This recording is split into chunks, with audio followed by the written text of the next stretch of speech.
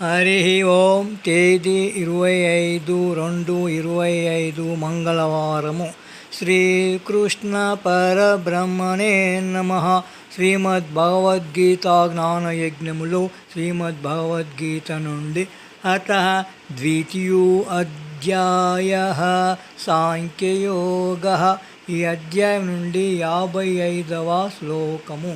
శ్రీ భగవానువాచ ప్రజహాతి యదా కామాన్ సర్వాన్ పార్థమనోగతాన్ ఆత్మన్యేవాత్మనా తుష్టః స్థితప్రజ్ఞస్తదోచ్యతే. తాత్పర్యం: ఓ పార్థ, ఇంద్రియములను తృప్తి కలిగించు సర్వ కోరికలను మరియు స్వార్థ ప్రయోజనాలను విడిచిపెట్టి శుద్ధమైన మనస్సుతో ఆత్మను అర్థము చేసుకోవడములో సంతృప్తిని పొందినవాడు స్థితప్రజ్ఞుడని పిలువబడుతాడు. గోపాలకృష్ణ భగవానికి జై.